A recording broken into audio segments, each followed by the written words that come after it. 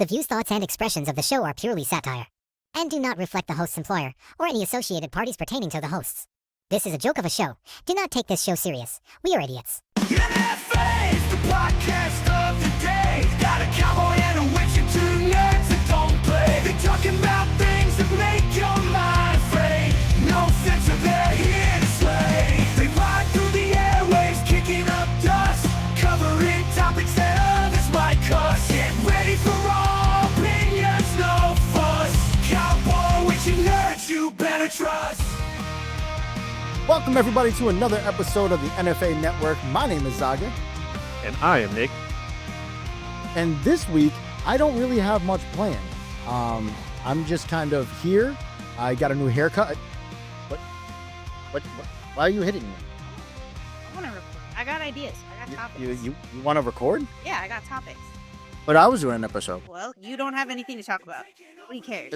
This is my studio. Nobody likes you. This is my studio. They literally only come for me and Copper. I made this. This is true. Yeah, and I took over. But He's a grown man and throwing a fit in Dragon Ball Z pants. I can't say that it wouldn't be me. That's what I'm saying. What's up, guys? Lost time, no see. Yo, it's been a minute. A fucking minute. I feel like I haven't seen or talked to you since last year. Yeah, well, so when we were coming to the end of last season, there was just so much going. Yo, I'm so dark. So, at the end of last season. But no, like when we were coming towards the end of filming for the last season, I just had so much going on between.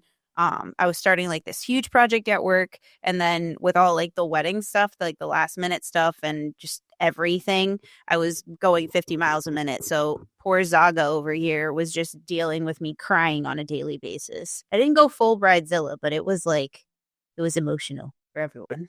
The crying was turned up to about an 11.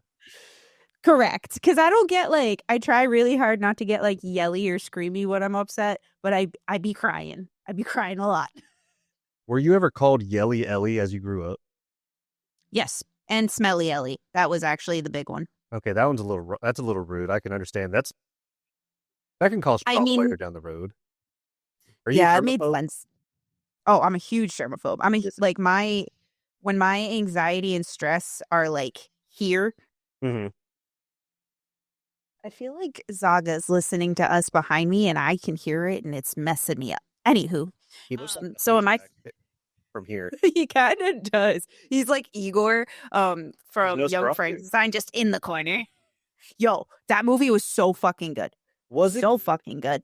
Dude, Bill Skarsgård is the new king of horror. Like, you can't convince me otherwise. Also, Lily Rose Depp, you saw her titties, and they were chef's kiss. But she was phenomenal. Like, I was fully expecting her to just be like a scream queen and like not have anything of sustenance to her. Average, just like below average.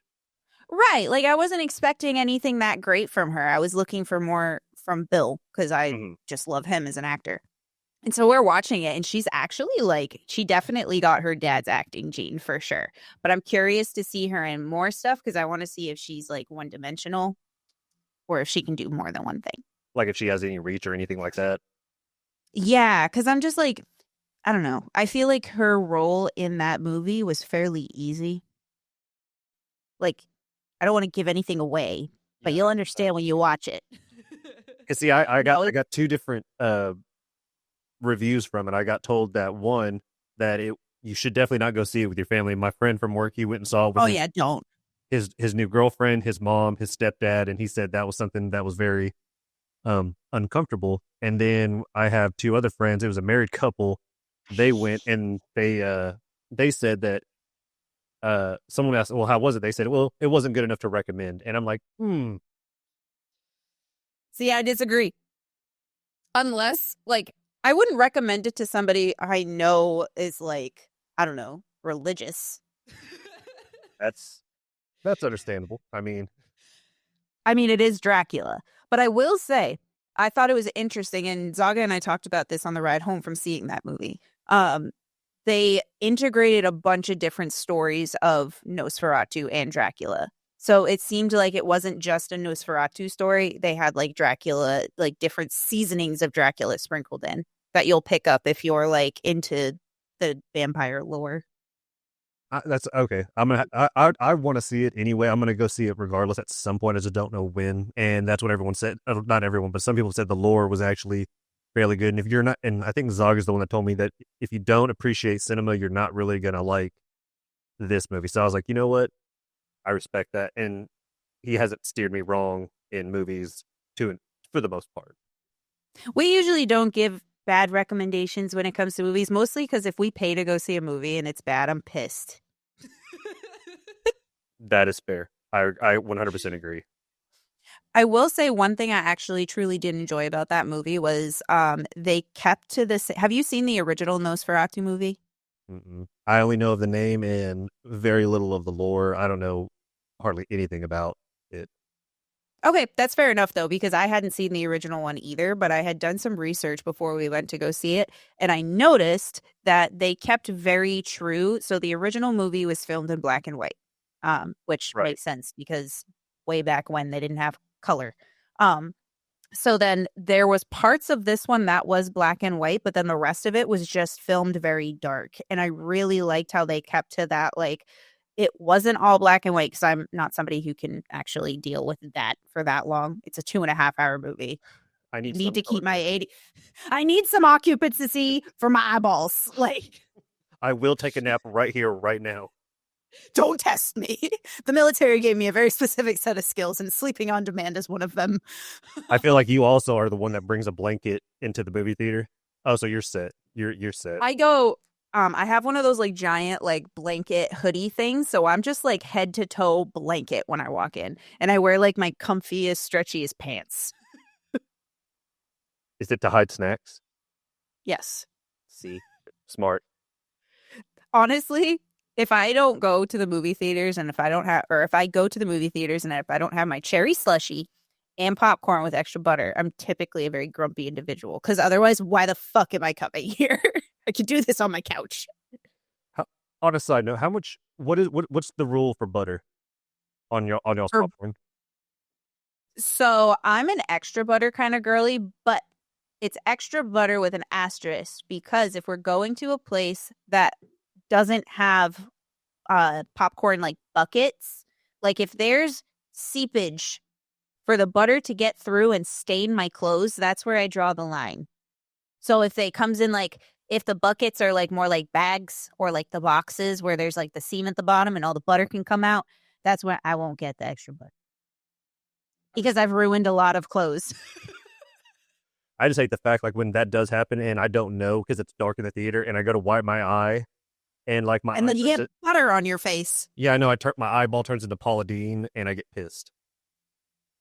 I mean, I would be pretty pissed if part of my body turned into Paula Deen too. That's a lot of. That's just a lot.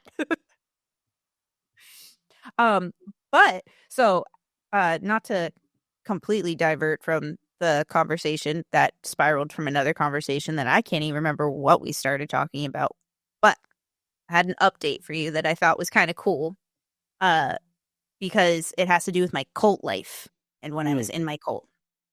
So, for those of you that have not gone back and listened to the previous seasons, Yelly Ellie over here has runspringered into today's society from of the Amish, and she's done quite well. And if anyone ever needs a definition of what Rumspringa is, by all means, go talk with Ellie. Go just you don't even have to talk to her. Go look her up and just go watch like her TikToks. If you get a chance to talk to her, you will understand in more depth. But the cult stories ever since I got on this podcast have been top tier. And I actually do tell a lot of people like at work here in Oklahoma about that I know someone that was in the cult of the Amish or the Mennonite stuff like that. I mean, we're completely wrong. There's different religions, but close enough, I suppose. I use that as like an umbrella term. I mean, fair. Because I mean, we made our own butter, so this is true. But anyway, okay, so cult update. Yeah.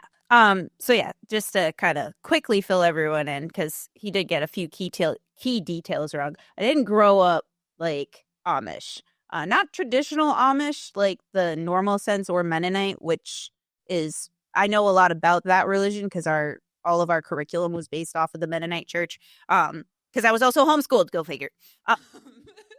So yes, so I grew up in the evangelical church, and through a bunch of research that I've done, and the closest thing I can find that's like similar to the evangelical church is the FLDS, which is the Church of the Mormon Faith. It's like a shoot off in that general direction.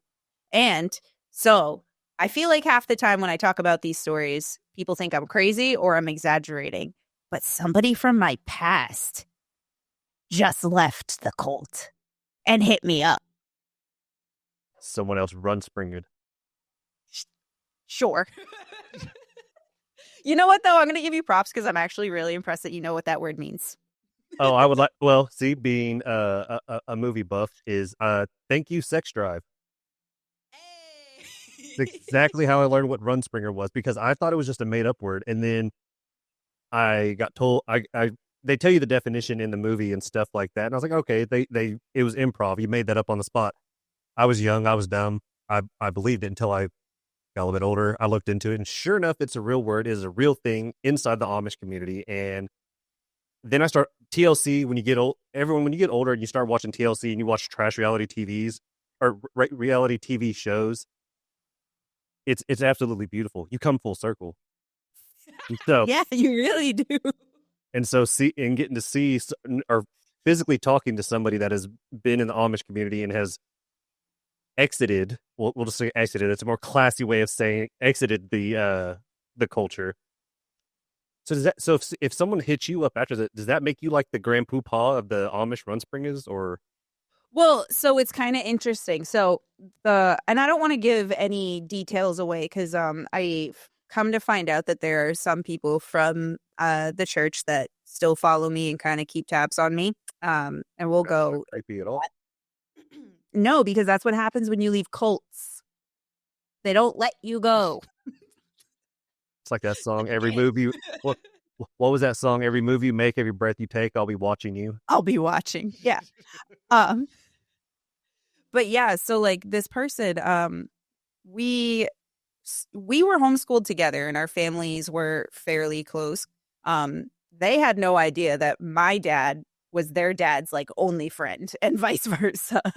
Because I'm a few years older. So when we were being brought up, our community was so small that I was like, my older brother and I, we were the two like oldest kids. And there was one other girl who was between mine and my brother's age, and she was my best friend. Her name, I don't want to give anything away because I don't know if she listens. But anywho, yeah, we don't talk anymore. Because she has her own weird thing with the church. But anywho, so this individual hit me up. I need to come up with a name for them. John Doe. We can just call them John Doe and Jane Doe. That way the names stay anonymous. Perfect. Yeah. So Jane. Yeah. So Jane Doe hits me up. And she's just like, and I was like super hesitant about it because I had been getting like hit up a decent amount recently by like older women who had been in the church, and like who knew me as a child. And the messages that I've been getting from them have been, you should be ashamed of yourself, you demon worshipping spawn of Satan, you. Or, yeah, right. It's been aggressive. Yeah. And then one of the most recent ones, she was like apologizing to me for not like doing more to help me and my family. And whatever. Those messages I think are fucking bullshit. Because like we were children, you should have done more. Fuck you. Like, I don't know. What else do you want me to say to that? I mean, for lack of better words, I mean that pretty much sums it up. Yeah, for real. So Jane Doe hits me up, and I was initially like pretty nervous to accept her request. But the green light started going off when I read it, and she was using curse words incorrectly. I've never met anyone that has used a curse word incorrectly, and I've been pretty drunk before, and I've slurred my words. I've said some shit. You've never met a homeschooled kid. So, and a religious homeschool kid at that. So we're not like allowed to use curse words or anything. So like by the time we're like, when we leave the church, actually, I take that back. If you have met an Amish person, it's probably about the same because they are the same way. They can't like say or use certain language. But they just use ass and shit instead of God fucking damn it, or like like it's just ass and shit are what they use. But with her, she was like using fuck a lot. And like for me, that's like kind of a telltale green sign. like yeah, because if they're using it for like every part of the sentence, even used correctly, that's still an indication to me that like there's some trauma there and they weren't allowed to use curse words. So she was like, hey, I really want to get fucked up and go to the Homeschool Legal Defense Convention. Are you in? And of course, I'm like, okay. Like, are we going to cause a scene? Because if so, I'm down. Like, we're fighting people? Sure, let's go. I have been waiting for my life meaning to come full circle, and this is it. Right? I was just like, yes. I've been waiting for this moment. I can feel the effects of war. I have testosterone flowing through me. And so it's just been like wild. Like I bring all this up because it's just been wild to find out like how similar our stories truly are. Like Jane Doe didn't have some of the same physical background as I did, but like as far as the religious trauma and like the lack of education and just like the lack of socialization and the isolation, like it's just so comforting to finally like find somebody who gets it. But it's been weird for me too because I've been gone from the church for 10 years and she just left a couple years ago and has finally gone no contact with her parents very recently. So it's been like she's still trying to like navigate through all of that. And if you haven't gone through like no contact, or if you haven't had to be that person to set the boundaries with the people who raised you, it's extremely difficult to like go through all of that. So she's like trying to navigate and I'm like trying to help her out. So it's interesting because it's like she's going through all the things I already did. And even with like how her parents treat her versus how my parents treated me when I left the church, like it's fucking insane, like the similarities. I didn't know that it had been only 10 years. For some reason, like I guess when you had told me about it and we've made the jokes and stuff about it, in my head, I'm thinking like it's been a lot longer. Then again, I never take into account how old you and I actually are. So like, I don't know, for some reason I'm like, oh, it's been like 20, 25 years since she left. Like she left when she was just like fucking yay high and stuff like that. I was 5. 5. She said, fuck this, I'm out. I'm leaving. Fun fact, my mom found Jesus when I was 7, so you weren't completely off. That's when I entered the cult. That was okay. That was your initiation. Yes. So I entered the cult at like 7, between 6. Well, actually, let me think. Timelines. What age do you typically go to kindergarten? Because that's when we got pulled out of school because I was fighting people. Don't get me lying to you. I live in the education in Oklahoma is the 49th in the whole United States. Don't get me lying to you about what is. So we'll go with 4. I think 4 is when you go to like kindergarten because 3 I think is pre-K. So I must have been like 5 when my mom found Jesus, and then when I was 7, that's when she started going like head over heels Jesus. So everything started going downhill from 7 onward.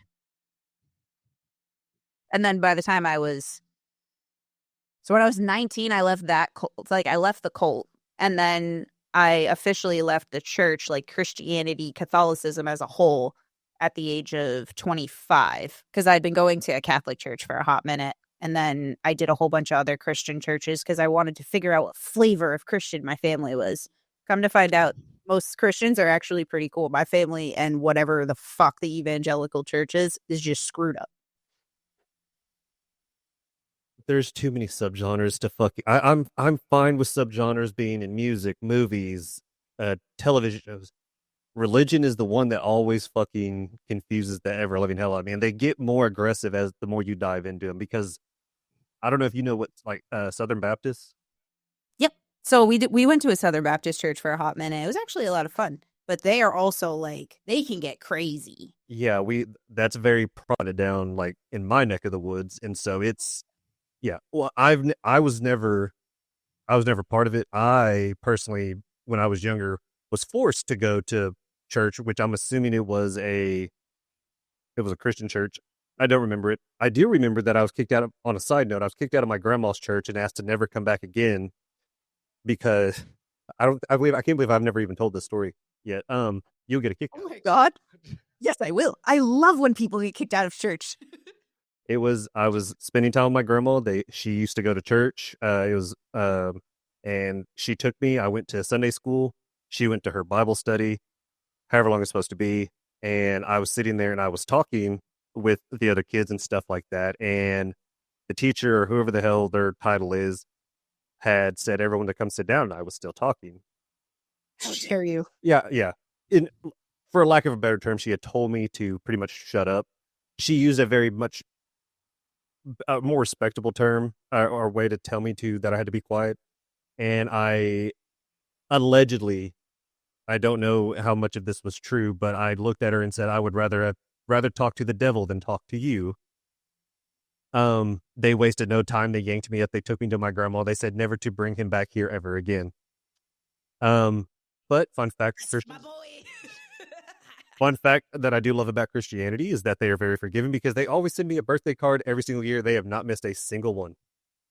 Really? Well, they don't have my new address of like when I moved to the city, thankfully. But for the majority of my life, after I was asked to never come back, they were sending birthday cards and stuff like that, and saying that they wish that or hope that I'm doing well and stuff like that. So I don't know if that was just a copy and paste thing, if that was sincere or what. But props to them. You can't worship here, but we're still thinking of you.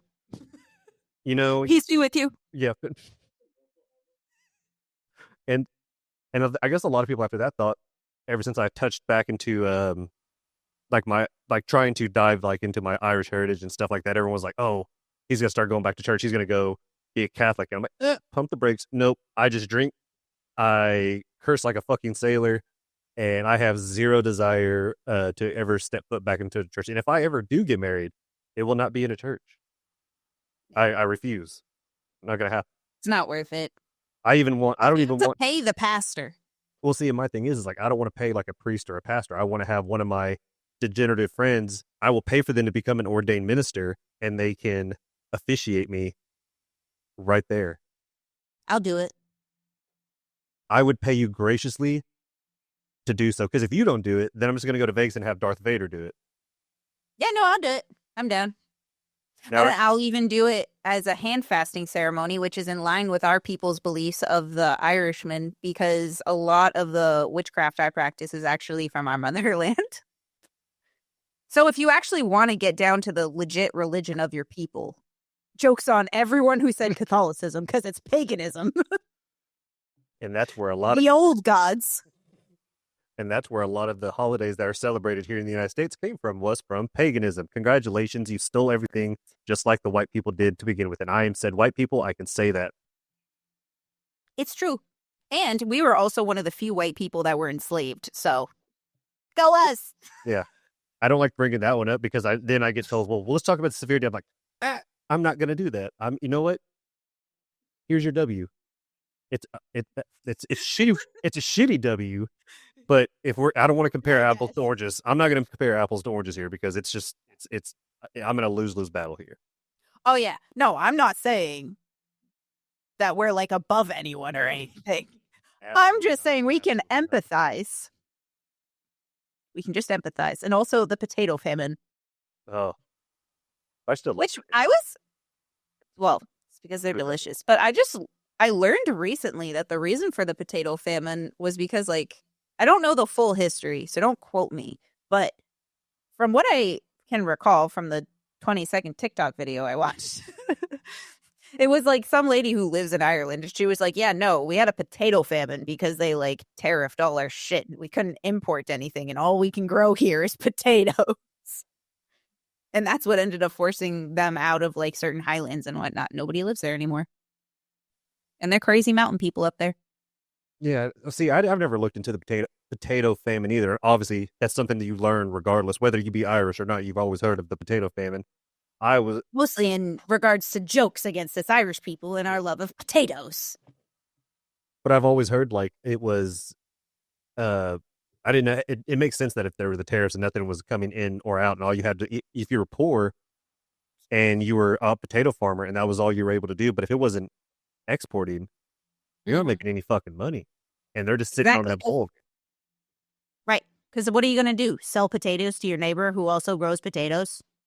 Yeah, and granted, that's all you had to eat was potatoes. Like, I mean, it was something so easy and simple to make and or grow and stuff like that. So, I mean, just that's something Well, it was one of... I'm going to look into. I want to know more about it personally.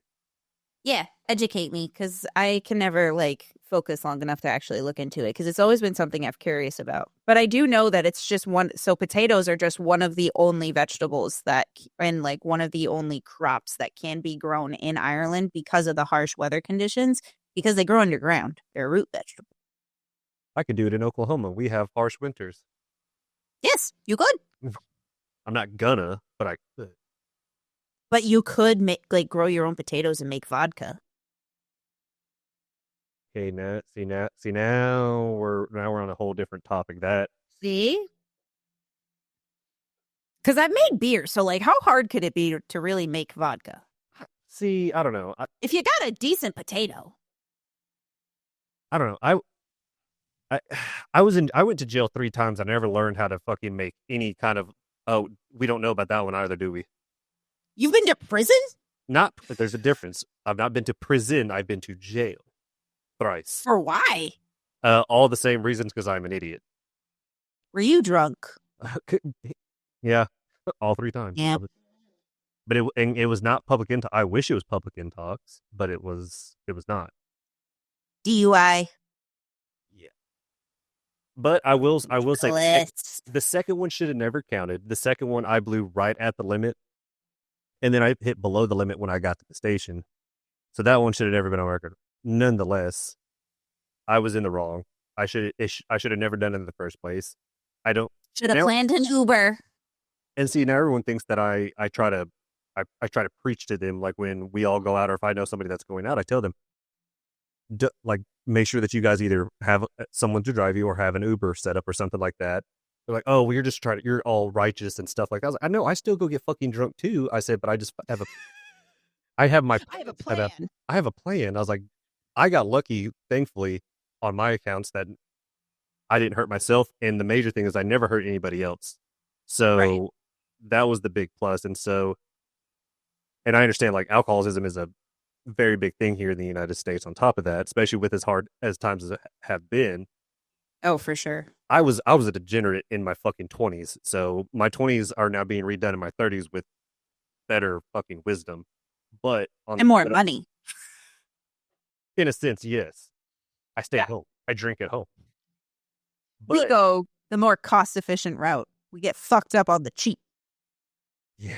Cheap. Yeah, but see, you and I both know, because you are the majority of the drinkers of the 4 of us. Yeah. The cheaper that you drink, the more horrible you feel, because you get what you pay for. That's why, honestly, dude, so I've kind of stopped, well, over the course of the last, like, couple of years, I've kind of stopped drinking. Not, like, stopped, but, like, severely cut back, because I don't want to fucking pay for it. When I go out, it's, like, $15, $20 a cocktail. That shit's insane, and not in this economy. No, thank you. So I get my 1 or 2 little drinky drinks so I can feel like a fancy adult. Then I come home and I chug water because I'm old now and hangovers last for 10 fucking days. And because I'm on, like, antidepressants, it fucks with my medication. So I get to spend. Correct. So I get to spend for, like, the joy of $30 and 2 drinks worth of alcohol. I'm mentally recovering for the next, like, 4 days.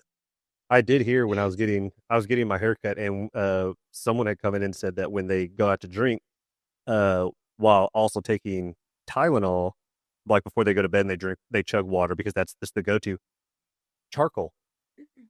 Charcoal? Like, not, okay, don't go That get it. makes sense. No, but activated charcoal, like the activated charcoal Yes. pills, Yes. because it absorbs all the alcohol. See, and I didn't know this. I was like, you know what? It doesn't cost that much to go get it. So I was like, oh, I'll give it a shot. Now, full disclosure, my first thought is like, this motherfucker just said, go get a briquette of charcoal and ingest it. And everyone, please go get the supplement. It is at Walmart, Target, supplement store, activated charcoal. It is in a capsule. It dissolves in your system to a healthy. You have to say that because of What did you get? What did you get, Nicholas? Did you go to the store and ask for a brick of charcoal? No, Yes, no. I would like to get what Santa puts in everyone's stocking every year. No, I didn't. Now, I did ask my barber. I was like, please tell me that he's not talking about actual charcoal, because I didn't know about activated charcoal at the moment. So as he's finished cutting my hair, he was like, no, he's like, it's a supplement. And so I was like, oh, thank God. I was like, because I wouldn't have gone into the store and asked for charcoal per se, but I was. You would have gone to the grill. Hank Hill's gonna be so pissed. I took fucking charcoal. But no, like Damn it. I feel like you have to disclose that on here, is that if you're giving the advice or whatever to take those activated Fair. charcoal, it's the supplement. Do not go ingest a charcoal briquette, because you will either die or you will end up extremely sick. Actually, I don't know what happens if you try and eat like a charcoal brick. I feel like as a kid, my little sister was like gnawing on one time. She's still alive. It's like, wait, is that the Amish equivalent of eating like paint chips? Probably, to be perfectly frank. If we're being honest, just look over. She's sucking on a fucking windowsill. Just all series of unfortunate events, like just gnawing through that shit, slowly dying of lead poisoning. That makes me wonder if I ever did eat lead chips if I was a child. I'm 99.9% positive I never ate paint chips as a child, but I think like from the 90s to where I am now, I think they took the majority of the lead out of the paint that was on in the can or whatever. But I know like when For you move us, into it those wasn't- compartments- Yeah, I feel like for our generation, it wasn't so much lead poisoning, but I'd be huffing Sharpies like there was no tomorrow. glue. Yeah, I'd be sniffing all the glue and the gas. It was glue, gas, and Sharpies I was getting so fucking high. Well, see, the off of thing is, chemicals. is that you can't, as kids, you can't. They don't make them anymore for this exact reason. We were the test dummies. Is that they made Sharpies that smelled like fruit. They were delightful. They were so good. And so you're sitting there, and for no fucking reason, and now that's why you don't see any of those anymore.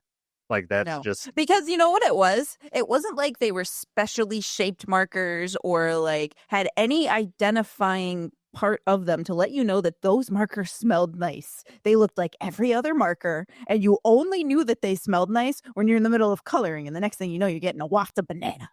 yep. And then you're When you're just like your face deep in your drawing trying to figure out what color was it that was smelling nice, you just start huffing all the markers.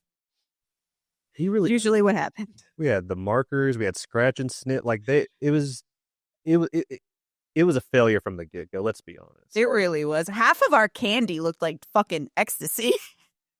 Yeah, I used to take Smarties and I used to like hold them in the wrapper and I'd like move them back and forth, and then I would inhale it, which was not a good idea, just to make the smoke. And then of course you could have done it with Fun Dip, but you could just crush it up. You lay it out and you make a fat line. Nobody ever snorted it, to my knowledge. Your friends were lame. I'm not. Your friends didn't. stopped. I didn't do it. They might have. I was choking from the Smartie smoke because I didn't crush it fine enough, and one of the bits just flew back and hit me in the back of the throat, and I started fucking dying. It was like, surprise, motherfucker. Yeah, you fucked around and you found out. My older brother and his friends snorted the Fun Dip, and I just sat there and laughed at them because they all just started like sneezing green, like snot balls. It was the funniest shit. Oh, And it was at church. That would ruin. Do they still eat Fun Dip to this day? If you know, I don't know if they do. you should. I don't know. That should be your experiment next time. Is this because you know that they did it? I wonder if they can still eat. Because to me, that would ruin it for me. The moment it goes in my nose and out my mouth is just. One of the guys that was like the ringleader follows me on Instagram. Maybe I'll hit him up. Yo, Philip. When was the last time you had a Fun Dip? Remember that one time? He's going to be like, what the fuck are you doing in my inbox? It's been 15 years. like that. It's like that scene from Family Guy. Jesus Christ! Who starts a conversation like that? I just sat down. Me. Me. Nice to meet you. Oh. But yeah, I did want to touch on something that you had brought up. It's when you were talking about the depressants and stuff like that, how they don't mix well with alcohol because those are considered uppers. Downers. So isn't alcohol? Oh, wait. No, you're right. You had it right. I have it backwards. I've come to realize that most of my existence is a series of uppers and downers to make my brain function halfway normally. It's like it's like you're like in a constant like roller coaster. Dude, it sucks. So I wake up, I take my antidepressant and my mood stabilizer, both of which are uppers. So then I go through the day and I have my coffee, and then I eventually will eat something. And then in the afternoon, I take more uppers, and then I eat dinner. And then by the time dinner rolls around, I'm already like hitting my weed pen, trying to get stoned so I can get stoned enough to go to bed just to wake up and do the whole thing over again. That's insane. Do you think if like back in the day, well, because okay, so this is all based on chemical imbalance and stuff like that, being on the uppers and all that. Because the way I was going to word the question is like, do you think like if when you were younger, if you had learned to manage your mental health a little bit better, if you could have avoided the route that you're pretty much on now, or is it? Do you think that it was just something genetically given to you and you would have been here regardless? For me personally, so I know for me personally, a lot of my mental health issues are genetic. And I know that because my mother definitely had some undiagnosed mental health issues, which is partially why she was the way she was. She had very apparent anger issues. She also was, I think she was manic depressive, to be perfectly honest. I'm not positive because I'm not a doctor. But she never got treated for any of that. So that's what kind of made her into the crazy person that she was, that abused the shit out of us kids. And then I remember as a kid, I started experiencing anxiety for the first time. And I didn't know what it was. It just, the only way I knew how to describe what it felt like was the feeling of like falling. Like, so I went up to my mom and I was like, hey, have you ever felt like this? Like, and I was like, I don't know, 10, something like that, 7, 10, in that age area. And she was like, yeah, it's just anxiety. You'll be fine. And then like walked away. So I definitely think, and there's studies too that support like my train of thought as well, which is why I think this way, is if you're born with a mental health issue, if it's identified at like a super young age and like you're able to work on coping skills and like work on healthy, just like life habits in general, I think a lot of people can not reverse their mental health issues, but definitely for those people, they might not need to be on medication. For me personally, I went for so long without getting treatment and then having more trauma piled on top of already existing trauma and mental health issues. By the time I started actually taking my mental health seriously, I was so burnt out that I physically could not get out of bed for like 6 months. And that was partially... No, go ahead. You're in the middle. Go finish. I was just saying, like, that was partially because, like, it takes almost double the amount of energy for a neurospicy person to get through a day than a normal typical person. And so, like, after years and years of just, like, getting through the day and ignoring like, mental health issues, it starts to take a physical toll on your body. And that's what ended up happening to me and why I'm on the medication now, because my brain physically just can't make dopamine anymore. It's just like, guess what? Serotonin levels depleted. So pretty much, if you were you're just stuck in how a lot of people say fight or flight mode, and you were stuck in survival mode, and that people don't understand how tiring that could be, because like, yeah, like for one, I know a lot of it. Reason why I'm like tired a lot is because I do work 2 jobs, and I put in a lot of hours and stuff like that, Monday through Friday. But I feel like I've been in, and I've had a lot of shit happen over the last, let's see, I'm 34. It's 2025. In the last, we'll say 5-6 years, I've had a lot of shit like go on. Maybe 7 years, give or take. A good Not portion of your adult life. Yeah, and not and then of course like I said, the stuff that happened in my mid-20s, that was it was my dumbass fault. But I've never really tapped Still in. trauma. Yeah, it's still trauma to an extent. Like I never really tapped into like childhood stuff.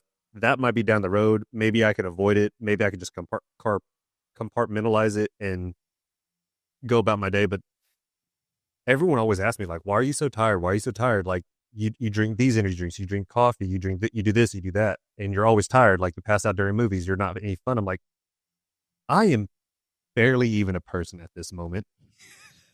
I'm doing my best and stuff like that, and that's why like I've been doing better about it. Is advocating for more like for myself, like mental health days, like when I know that I've worked so hard and I'm still stuck in survival mode for a lot of times because I do overthink a lot. So I'm in that survival mode, but I'm overthinking. And if I feel like if I sit down and rest, then I'm losing time and I'm failing myself and stuff like that. So it's just like a constant rigmarole of it all. That's called burnout.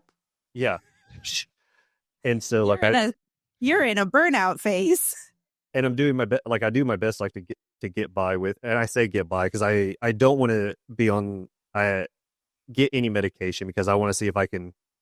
It's the pride. I'm not even. It's the pride that I try to, and it might work, it might not. But I try to. I don't know how to describe it, but I can walk you through like what my daily is. As I wake up in the morning, I've become more adamant to stretching and stuff like that. Drinking water first thing when I wake up so that my body is getting hydrated right off the bat.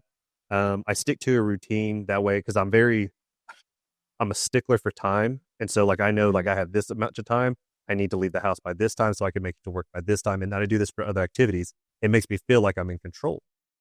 And so what I do is I wake up in the morning, I stretch, I have water, I work out for a little bit, nothing too extraneous, just to kind of get the blood going and stuff like that. Something to wake you up. Yeah, before I even have coffee, because I drink my coffee on the way to work, so that way it's like it's on the decompress, and it's the good juice that I'm enjoying on the way to work. Yeah.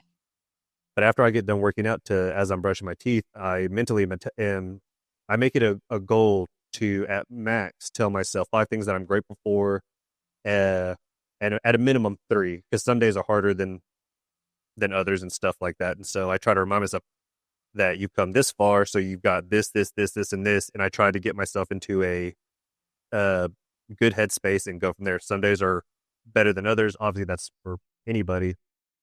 And I've been doing that for the last, I don't know, 2 years. And I have my bad days just like anybody else, but I feel like my headspace has changed astronomically from doing these, and I can't give everybody like advice in like good advice, just stuff that's worked for me. And I know it's not going to work for the next person, but like I've had people tell me, well, I'm just so burnt out. Like, no, I get it that you're burnt out. I've gone through the same thing, but I break down like, this is what I've done. You can take it, you can adapt it to your own. But I've heard like when you do the positive affirmations for yourself, you do feel like a sense of like accomplishment, because people of your mine and your age, well, I say this, but I know I feel like a failure a lot of the times. Like I feel like I'm failing at life because I feel like I'm so far behind, opposed to where people that are older than us were already springboarded so far forward. So I'm just trying to like, it's like I'm grasping at a rope that just keeps getting pulled. I think that's something that a lot of millennials are all kind of feeling right now, though, to a certain extent. Because I've pretty much heard like from almost all of my friends, like we're all kind of in the same fight or flight, like just trying to get through it. I mean, I feel like the fact that we're in a constant state of panic with our government doesn't help much, but no. One thing that I would suggest, because like when I'm listening to you like talking about like how you start your day and how you're trying to like set these intentional, like you're setting aside intentional time for yourself, and I think that's what you should like really be highlighting if you're like telling people about this, because from what I'm taking from this is like what you're really doing is you're just trying to start the day off getting your mind right, like just taking the 15 minutes in the morning just to sit down and be like, all right, noggin, you might be feeling spicy today, but we're going to try and get through it. And here's why. And just like taking that time to like really breathe and not like start your day running as soon as the alarm clock goes off. And I think that's what a lot of us kind of struggle with. And it doesn't set your day off real nice to be like running as soon as you wake up. It really doesn't. No, I want to ease into my day. Like, I don't want to get up and be all automatically in a marathon or in a sprint. That's what I'm saying. It's unnecessary. No, and of course, like, there's the connect from my brain to my mouth. So I've always had people like always make fun of when I talk, like when I try to explain something, I stutter a lot or I'll deter and stuff like that. And I mean, if you guys have watched any of our episodes, me and Zaga, we're like two peas in a fucking horrible fried pea pod. We bounce all over the fucking place. It You've gets got the ADHDs. very much so, and it gets really bad when all four of us are together because the ADHDs are multiplied by 4 with the PEMDAS and the way that the retrograde and the Gatorades and I don't fucking know how asparagus works, but this is what happens. But I've had people always point out they make fun of it's like a stutter or like I'm hesitant or I'm talking really fast. Or like, and there's been times like tonight, I've almost cut you off on accident because my brain's like, oh, you got to say something right there. Oh, you got to say something there. And I know it's highly inconsiderate and I'm trying, and I know that majority of people don't take it offensively because I know you understand how the mind or how that like works and stuff like that because we've all done it. We're all guilty of it and stuff like that. But the thing is like people our age, I think we need to take a step back. And when you see someone talking like that, you can give them like that reassurance of like, just breathe. Or right. Like, just that's all it is. Just relax for a second. Oh, it's okay. Nobody's trying to interrupt you or take away what you have to say. Yeah, I struggle with that too. I'm the same way. And see, like right there, my mind went blank. I had something right there. It just me blank. But I honestly think that could be attributed to just like years of fight or flight and like just also I think too like some of that is like childhood trauma. Like, were you ever that kid in a group of kids where like you'd say something and then everybody would just like talk over you and then you'd be like, okay, cool, I'll go fuck myself? Oh yeah, no, that I do that. I still do that to this day. Like, as soon as someone starts talking, but the difference is now that I'm an adult, as soon as someone starts talking over me, depending on the situation I'm in, I'll either try to restart what I said because I try to give them like that, let them finish their stuff because that's the courteous thing to do. But the moment I start talking and then they start talking over me again, in my head I'm like, all right, you know what? I just completely shut down. I'm like, you know what? I gave my best, and this is what I'm being given. So I completely shut down, which is probably not the healthiest thing to do, is to shut down. But at that point, if I continue to do it again, I'm going to get more aggravated, and then I'm going to say something disrespectful, and then I'm going to ruin everybody's night, and I'm not trying to do that. So just give me a couple more drinks. I'll be fine. I already forgot what I was going to say. Carry on. Moving along. It's just... You know what? It wasn't that important anyway. It wasn't that important. God forbid if I have a medical emergency. Oh my God. And like, if you're having a stroke... Do you think he's having a stroke, or is that just him tonight? Yeah, you can't tell. It's gonna be really fucked up if I'm having a stroke and I'm like, and then someone hits me with the fucking Billy Master today, Junior. Like, I would be the one to do that. We all know that would be me. And they'd be like, "Yo, Ellie, I don't think he's okay." Copper's just over here like, "Yo, call me. You good?" And he actually does the medical thing, and I'm just over here like, today.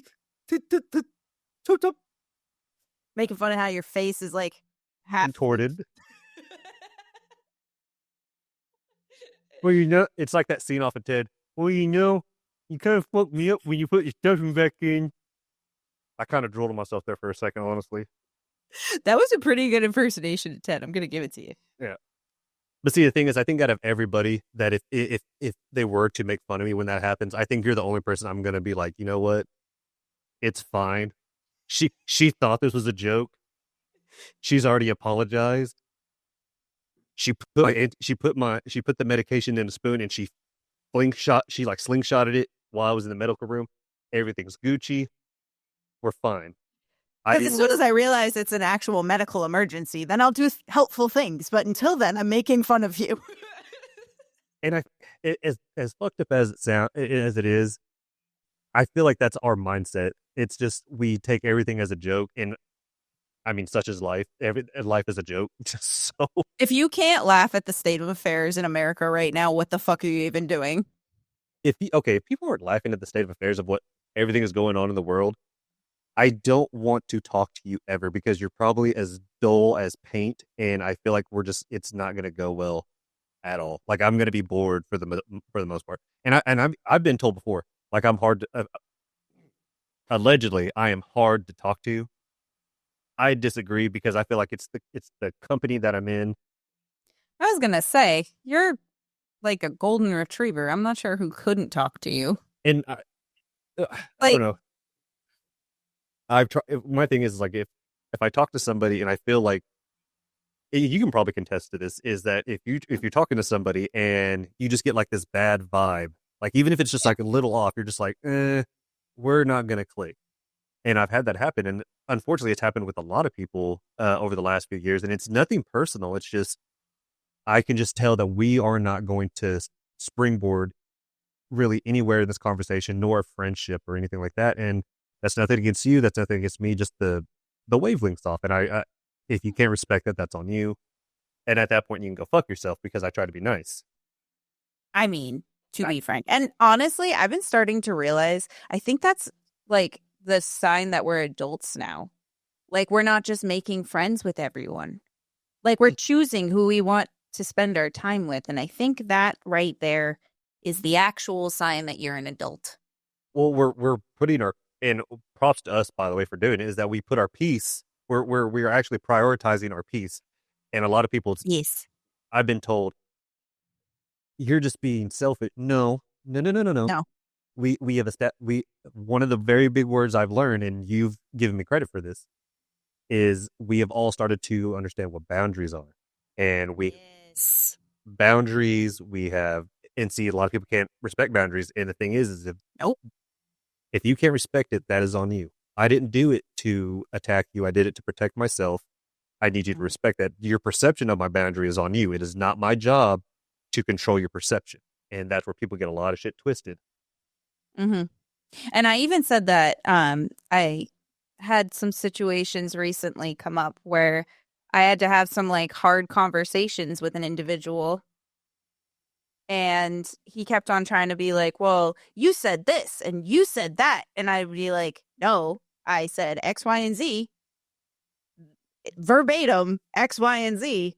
If you took QWX from that, like I can't control that. Yeah, no. You can't get mad at me because you think I said something instead of just listening to what I actually said. And see, that becomes like a double-edged sword, because I've encountered the same thing before with several people over my lifetime, and it's like, they're like, oh, well, you said this. I'm like, no, I know what I said. And the thing is like, if later down the road, if I tell you that I didn't say that and I find out that I actually did say that, I've swallowed my pride, and I will take accountability. If I'm wrong, I'll take accountability. Absolutely.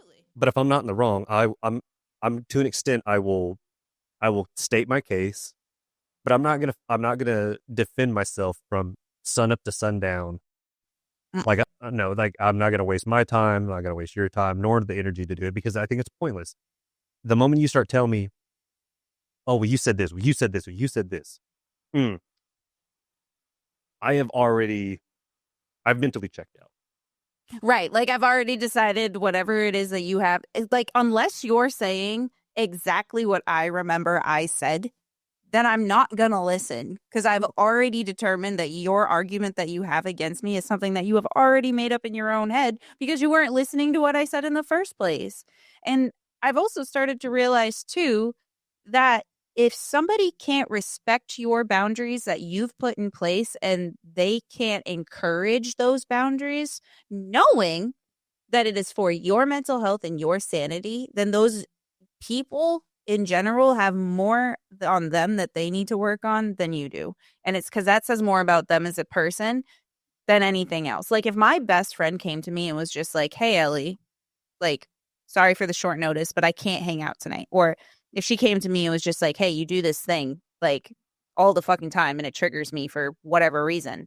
That's my best friend. Like I want to make sure that I'm not hurting her feelings and I want to make sure she feels validated. So why wouldn't I encourage her?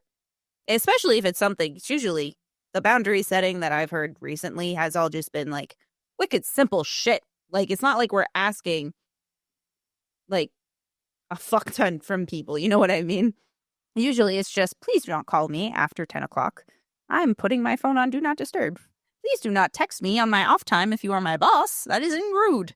Do not Don't notify be me anyway. When my phone is on Do Not Disturb, do not hit that notify me anyway unless I have given I'm you that green sleeping. light. Yeah. Or I'm watching a Right. movie. Because I Like- will get distracted and then I'm going to piss that I missed the movie.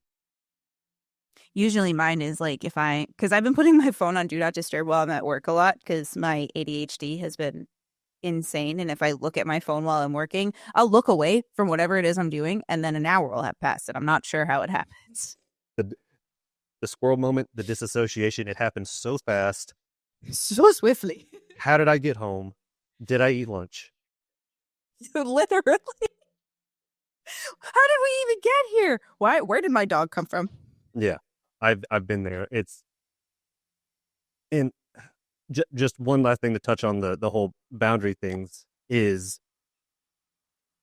I respect someone if I establish and let them know what my boundary is, and if they hear what my boundary is, but they tell me that's not something that they would be that they I guess they don't align with, I respect that. And Yeah, I at actually that point, I'd be like, okay, you've acknowledged my boundary. I think at that point, we should probably just go our separate ways. No harm, no foul. Like, that's my boundary. If by chance, I don't ever wish ill upon somebody by any means because I feel like whatever I put out into the world is going to get folded back and put back to me tenfold. So I wish no ill upon anybody. So, like, if I part ways, whether it's been on good terms, bad terms, whatever terms, I wish them the best regardless because I don't want I don't want to see someone else fail. Even my exes, I have nothing against them. Yeah. Friends that I've had a bad falling out with, I wish nothing but good prosperity for them with their families, with their ongoing friendships and stuff like that. It's just, I'm not going to be part of it. I don't want to see you lose because I feel like we should all win. We've all been going through enough. If we're not in each other's lives, that's fine. right. That's up And- on you. There's something to be said about wanting to see people eat, but not at your table. Oh, that's a good one. I know. I firmly, I agree with that 100%. It's like, I can eat at my own table. I have no problem eating alone at my table. I've done it for so many years. I'm very selective who I eat with, who I break bread with, whatever euphemism you want to use. If I feel like that's the Right. proper term is euphemism, they can just go with their table. That's fine. Absolutely. And I've actually, and there's something too to be said about like friendship still surviving boundaries, even if both parties can't align. Mhm. So I have a friend currently, and she's going through her first part. Well, it's technically her second pregnancy. She lost a baby from her first. And so she has a lot of anxiety surrounding her newborn baby, especially because she's going to be giving birth at the end of February. So smack dab in the middle of like cold, flu, RSV, like all the things. So one of the requests that she made was anybody who comes to see the baby after the baby's born, she just asked that they all just be up to date on their COVID and flu shots. And obviously the washing hands and don't kiss her baby and stuff like that. So all very like fair requests. Right. For me, I've had a lot of medical shit happening over the past like couple of years. So I just didn't get my flu shot this year just because I'm tired of being sick. And the last few years, every time I get the flu shot, I feel like, Yeah. it just sucks. So I like hit her up and I was like, hey, I'm not trying to be a turd. And I don't want you to think that like I don't want to see your baby. But also I don't need to see your baby as soon as it's born. It's a blob. And I really don't want to feel like ass from getting this shot. So respectfully, I'm going to keep my distance until your baby has an immune system. And I feel like that's fair. I mean, Yeah, and she was just like, no, like, I really appreciate you telling me that. Like, thanks for not thinking I was crazy for wanting that. And I'm like, well, you're not. It's your baby. Like, that's always blown my mind. People that they flip out, they're like, oh, well, so-and-so just had a kid and they're not letting me see it because this, and this. And then I'm like, okay, well, what was the issue? And they tell me, I'm like, no, you were just inconsiderate of what Right. they asked. Like that's like, it's not that hard. Most moms just want like basic human decency when it comes to their babies. Like, I don't know. Why do people have to kiss babies? Like, why? Why is that a thing? yeah, I've never understood. Like if you're not the primary parent, i.e. mom and dad, I might even go out on a limb and say maybe grandma, grandpa. I'll go out on a limb for that one. Other than that, don't lay your nasty, crusty lips on my child. Mm-mm. Mm-mm. Like my baby nephew Finley. He's not really like our blood nephew, but he's our best friend's kid. So like he's our nephew. But even him, when he was just born, like we held him, but like we didn't have to be kissing up on him. There's no need for that. Why? Riddle it to me. It just feels pedophile-y on some level. I don't like it. Why do all these bitches need to put their mouths on babies? Well, I mean, Comfortable. I mean, I've and because I'm not going to go into any further than the actual statement. Is like I never like the whole how you said kissing on the baby, especially if they're not related to you by any way. How it gives those vibes or whatever. Not saying that's what you guys are, because I know you guys. That's not what you guys are by any means. Not even fucking close. But like when we've seen in movies how like if it's a governor or a mayor or a president, oh, I got to shake hands and kiss the babies. Why are you kissing random children? Right. Why? Why do you have to kiss that random constituent's child? Yeah. That's very strange. And then down the road, that person that kissed that child, their charges come up. Oh yeah, they had a lot of blank on their hard drives, and I'm saying blank because Y'all can put together the dots. certain trigger words will get us banned, or put further back in the algorithm. Yo. Nah, we've actually been doing pretty good on the algorithm. Zaga's got us on the up and up. He's making us look good. That man is a fucking magician. I don't know why that was so hard to say, but Words are hard. words are hard sometimes. Oh, Dude, I don't know about you, but it's been getting so cold on this side of the States that like all of my injuries, like old injuries, are like hurting. My joints hurt. we just got hit with snow here in Oklahoma, and like it's fine. It's snow. I don't know how much we got, but from it started snowing Wednesday night to Friday morning last week. It is finally starting to all melt away. It's cold. It's starting to warm up. But when I understand the whole joints thing hurt, because everyone's like, oh, how do you know it's cold? I'm like, because I do this with my hands, and not only am I stimming, but it's also because I need to work my hands out. But yeah, no, I get cold because I feel like an old lady right now because I have a heating pad on my lap, and get this. Speaking of stimming and all that, it's a weighted heated blanket. I was gonna say it looks like a weighted one. Does it have the little beans in it? It does, and it gives that anxiety. It's heated and it's weighted, and it's not like a lot of weight. It's just enough. This is like I'm good. It's like having a cat sit on your lap, but like a little bit heavier than a cat. And see, I'm not. I would never be a cat owner. It's just I love cats. If I go to a house and there's a cat there, 9 times out of 10, I'm playing with the cat. I'm trying to, at least. I will never bring a cat home. My problem with cats is that I do not have a problem with cats. Cats have a problem with me. And I don't know what I ever did to the cat population to offend them so much, but I am sorry.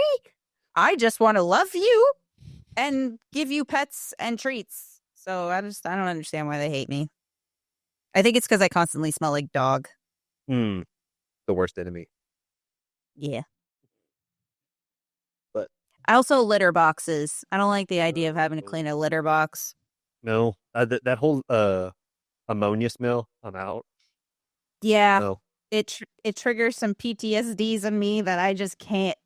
It's what happens when you grow up when your mom who hoards animals and children. I think that's actually what it was. My mom was an animal and children hoarder.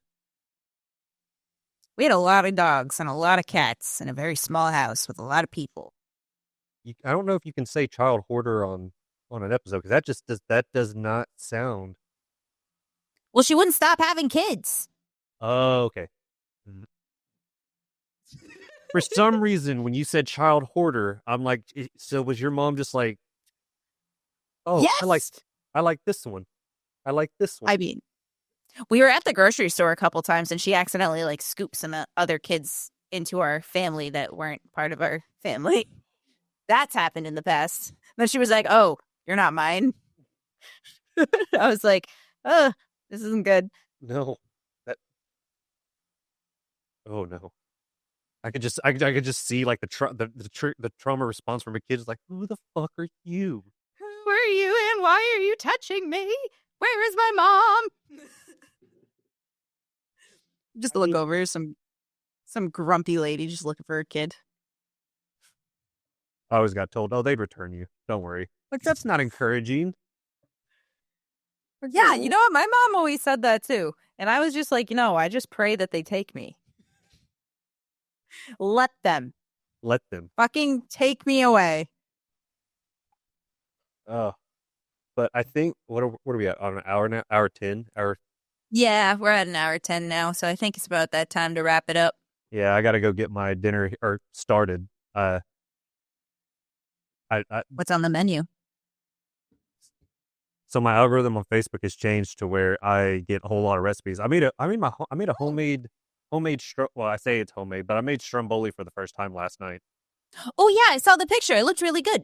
It turned out fucking phenomenal. I'll do probably less meat next time and more cheese, but it was so good. But tonight is redneck speciality, and it's me and my buddy at work, we named it Smoky Biscuits. So I'm taking little Smokies and a can of Grand's biscuits and putting barbecue sauce in there, and then putting the biscuits on top, and then topping it with shredded cheese and cooking it in the oven until it's done, and it comes out like a casserole kind of thing.